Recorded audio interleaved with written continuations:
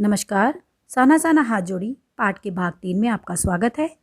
पिछले भाग में हमने लेखिका की तीस्ता नदी तक की यात्रा का वर्णन किया था। आइए अब लेखिका की शेष यात्रा का वर्णन करते हैं। लेखिका लायूं की सुबह का वर्णन करते हुए कहती हैं कि लायूं की सुबह तीस्ता नदी की तरह ही शांत थी।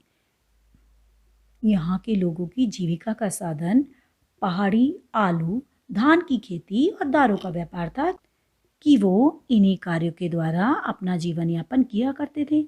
लेखिका बर्फ देखने को बेचैन थी, लेकिन उसे अभी तक कहीं पर भी बर्फ का कोई छोटा सा कतरा भी नहीं मिला था। तो वो बर्फ के लिए जब इतनी उत्सुक थी उसे देखने के लिए, तो वहाँ घूमते हुए एक सिक्किमी नवयुवक ने उन्हें बताया कि अब यहाँ बर्फ नजर नहीं आती, बहुत कम गिरती है क्योंकि प्रदूषण के कारण बर्फ का गिरना कम हो गया है। तो उसने कहा अगर आपको बर्फ देखनी है तो कटाव जाओ, जो कि भारत का स्विट्जरलैंड कहा जाता है, कि कटाव को भारत का स्विट्जरलैंड कहते हैं। तो वहाँ आप जाओगी तो वहाँ आपको शर्तिया बर्फ मिलेगी कि वहाँ 100% आपको बर्फ देखने के लिए मिलेगी। और कटाव यहाँ से करीब 500 फीट की ऊंचाई पर है। अब उस युवक ने जब इन सबको ये बातें बताई कि उस समय उसकी पत्नी जो थी वो भी उत्सुकता से उसे देख रही थी और अपनी गोमाता को अर्थात उस गाय को, जो कि उसके थैले में से महुआ का फूल खा गई थी, उसको मीठी झटकियां देकर कि उसे प्यार से वहां से भगा रही थी। सिक्किमी युवक ने उन्हें यह भी बताया कि जो कटाव है वो अभी तक पिकनिक स्पॉट नहीं बनाया गया है, इसलिए वहाँ पर अभी भी प्राकृतिक सौंदर्य है कि वो अपने अभी प्राकृतिक रूप में ही है। पिकनिक स्पॉट बन जाने के कारण तो आसपास के वृक्ष काट दिए जाते हैं और वहाँ पर बहुत सारी दुकानें बना दी जाती हैं। वहाँ पर भीड़ भी बहुत ज़्यादा होने लगती है, जिसके कारण उसका जो प्राकृतिक स्वरूप होता है, जो सुंदरता होती है, नैसर्गिक सुंदरता, वो ख़त्म होती चली जाती है। तो वो कहते हैं क्योंकि अभी तक वो पिकनिक स्पॉट नहीं बना है, तो अपने प्राकृतिक रूप में है, तो वहाँ आपको शर्तिया ही बर्फ़ देखने को मिल जाएगी। अब वो सभी अपने लक्ष्य, उनका लक्ष्य था कटाव, तो उसकी तरफ वो चल पड़े। रास्ता पहले ही खतरनाक था, ऊपर से अब क्या हो रहा था, धुंध और बारिश। तो उसके कारण गाड़ी चलाने में बहुत कठिनाई हो रही थी कि जब धुंध होती है तो धुंध में साफ नज़र नहीं आता, धुंधला नज़र आता है। तो ऐसा ही जो है जितेन को महसूस हो रहा था, लेकिन वो अपने अनुभव के बल पर कि वो इस कार्य को करता रहता था गाड़ी चलाने को ऐसे रास्तों पर, तो उसको थोड़ा अनुभव था, तो जिसके कारण वो गाड़ी चला पा रहा था। और गाड़ी में बैठे सभी बिल्कुल शांत बैठे थे, मौन बैठे थे, वो बोलना नहीं चाहते थे क्योंकि उन्हें इस समय डर था। उन्हें खतरनाक रास्तों का एहसास था कि इतनी फिसलन है, रास्ता ऐसा है, ऐसा ना हो जरा सी भी चूक से गाड़ी जो है वो नीचे गिर जाए। तो बस उनका ध्यान कहाँ था कि जगह जगह जो चेतावनी लगी हुई थी उन पर उनका ध्यान था। और जब वो करीब आधा रास्ता पार कर चुकी, तब जाकर वो जो धुंध थी वो कम हुई। तो उसके साथ ही जो उनके बीच में जो सन्नाटा फैला था कि जो वो खतरनाक रास्तों से डरकर शांत बैठे हुए थे कि कोई दुर्घटना ना घट जाए, अब उनमें भी आपस में बातचीत होने लगी। जो है नार्गे, उसने उत्साहित होकर कहा कि कटाओ हिंदुस्तान का स्विट्जरलैंड है। तो लेखिका की जो मित्र थी, जो सहेली थी, वो मणि, वो स्विट्जरलैंड घूम कर आई थी, तो उसने तुरंत ही उसका विरोध किया कि नहीं, स्विट्जरलैंड भी इतनी ऊंचाई पर नहीं है और ना ही इतना सुंदर, कि ये तो स्विट्जरलैंड से भी अधिक सुंदर है। अब उन्हें जब दूर से ही बर्फ के ढके पहाड़ दिखने लगे तो उन्हें पता लग गया कि अब वो कटाव के नज़दीक पहुंच गए हैं। पहाड़ पर उन्हें कहीं पाउडर सी बर्फ दिखती और कहीं धूप से पिघलकर पहाड़ दिखाई दे रहे थे कि पहाड़ ऐसे हो गए थे कि उन पर बर्फ तो पड़ी हुई थी, लेकिन जब उन्हें देख रहे थे तो कुछ तो ऐसा लगता था कि उन्होंने पाउडर रूपी बर्फ लगाया हुआ है, कि जहाँ पर बर्फ था वहाँ ऐसा लग रहा था कि पहाड़ों ने पाउडर लगा रखा है, और जहाँ पर धूप से वो बर्फ जो थी वो पिघल गई थी, वहाँ ऐसा महसूस हो रहा था कि वो पिघलने के बाद पहाड़ ही दिखने लग गया था। और जितेन ने उन्हें बताया कि जो बर्फ गिरी हुई है ये कैसी है, बिल्कुल ताज़ा है कि अभी गिरी हो गई है। लेखिका ने जीप में से अपना सिर निकालकर उस चांदी सी चमकती बर्फ को उत्साहित होकर देखा।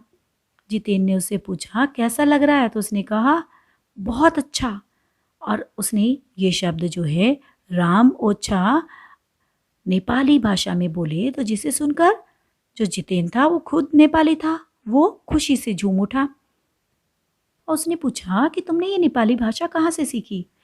और वो अगले ही पल उन बर्फ के मोतियों की तरह गिरने लगी कि बर्फ को वो देखकर इतनी उसके प्राकृतिक सौंदर्य पर मुग्ध हो गई थी। और वहाँ पर नेपाली गाना गाकर वो नार्गे जो था वो नाचने लगा। अब सभी सैलानी जो थे, जो यात्री थे, वो जीप से उतर गए और वो बर्फ में खेलने लगे कि मैदानी क्षेत्रों से जो जाने वाले होते हैं उनको तो वैसे भी उत्साह होता है बर्फ को देखने का।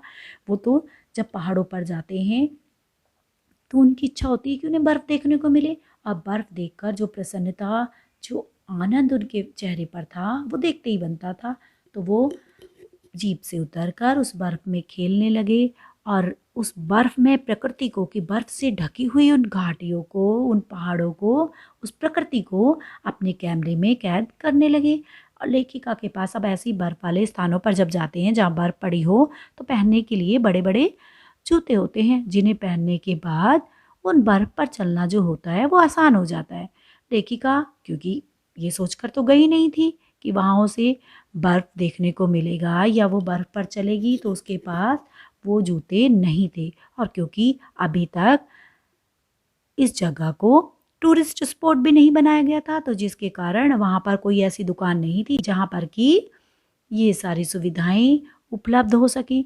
तो उन्होंने, क्योंकि उनका मन था बर्फ़ पर चलने का, वो थोड़ी देर के लिए बर्फ़ पर गईं।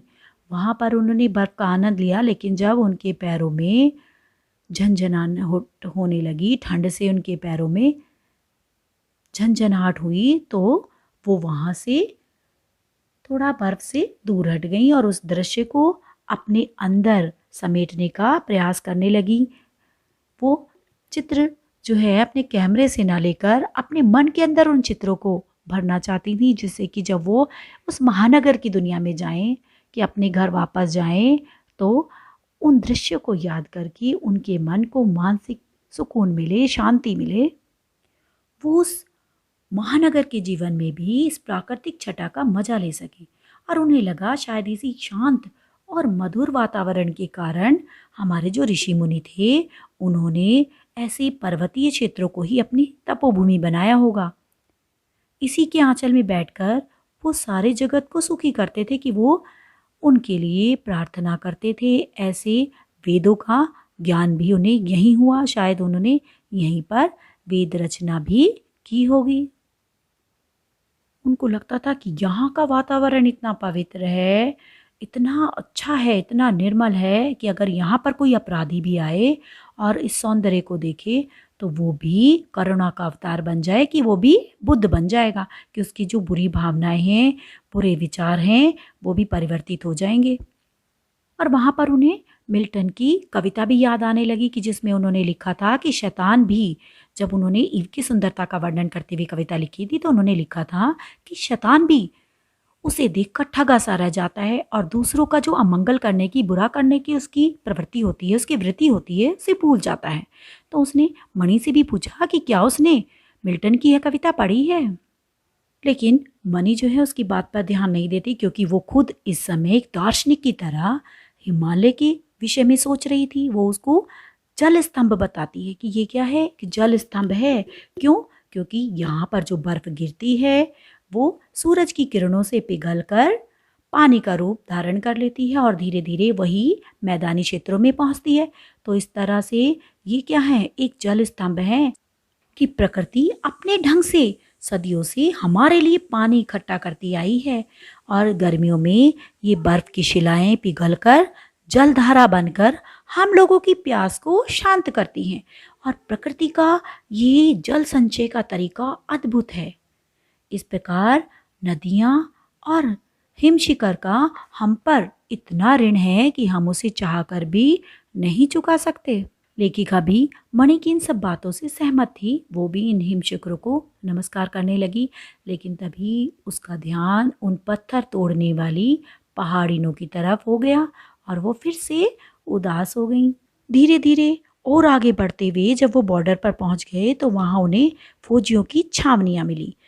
लेखिका ने एक फौजी से कहा कि यहाँ का तापमान तो 15 डिग्री सेल्सियस है, फिर आप यहाँ कैसे रहते हैं? तो फौजी ने उदास हंसी हंसकर कहा कि आपको चैन की नींद देने के लिए हम यहाँ रहते हैं। कुछ ही दूरी पर उन्हें फिर एक फौजी छावनी दिखी जिस पर लिखा था, we give our today for your tomorrow. लेखिका सोचती है कि इतनी ठंड में भी ये लोग यहाँ रहने को तत्पर हैं, जबकि सिवाय पेट्रोल के यहाँ सब कुछ जम जाता है कि इतनी ठंड है, इतनी बर्फ़ पड़ती है कि सभी चीज़ें यहाँ जम जाती हैं, बस एक पेट्रोल को छोड़कर, तब भी ये हमारी सुरक्षा के लिए यहाँ रहने के लिए तैयार हैं।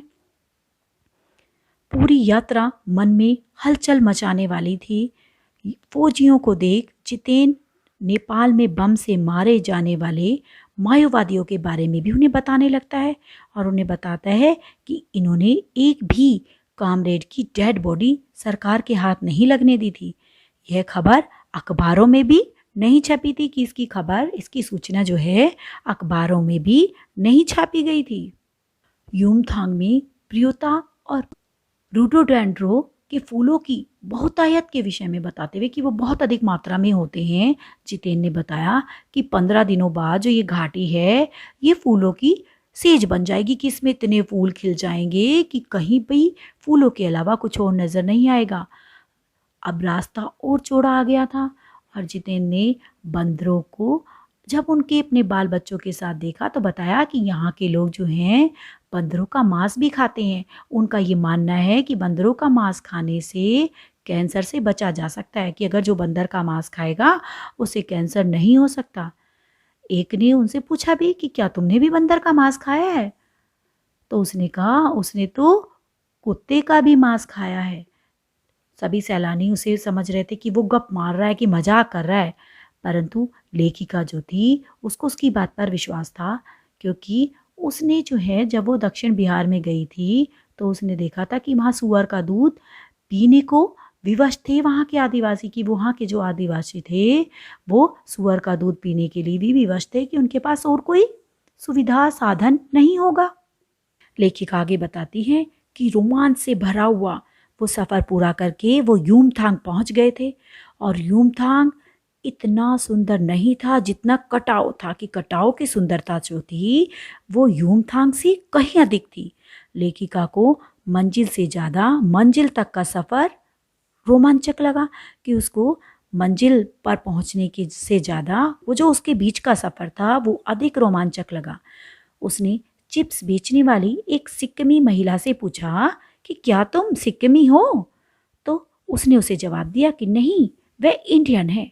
और यह जवाब सुनकर लेखिका तो बहुत खुश हुई कि यहाँ पर भी ऐसे लोग हैं जो अपने आप को किसी प्रांत की सीमाओं में नहीं बांधते, बल्कि वो अपने राष्ट्र का प्रतिनिधित्व करते हैं। और वो सुनकर इतनी खुश हुई, उसे लगा कि हाँ, सिक्किम के लोग भारत में मिलकर बहुत खुश हैं, कि पहले सिक्किम जो था वो स्वतंत्र रजवाड़ा हुआ करता था और तब वहाँ का जो टूरिस्ट उद्योग था वो भी इतना फला फूला हुआ नहीं था।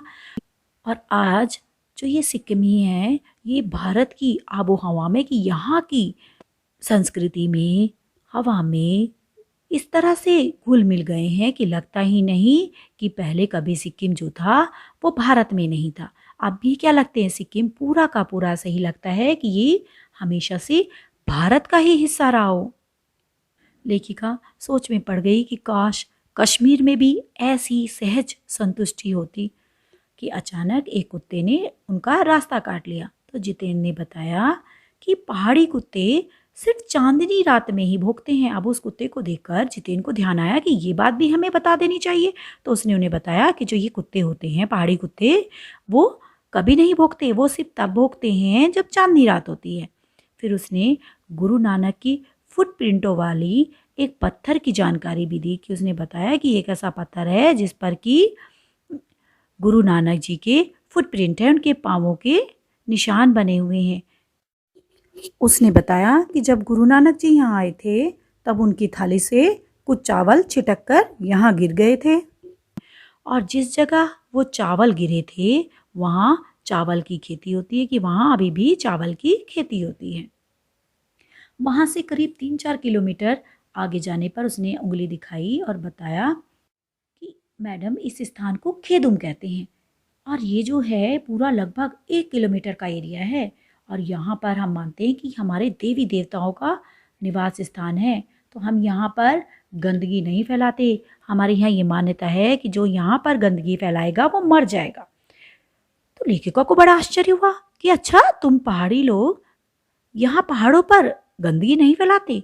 तो उसने कहा नहीं मैडम, हम पहाड़, नदी, झरने इन सब की पूजा करते हैं, और जब हम इनकी पूजा करते हैं तो हम इन्हें गंदा क्यों करेंगे?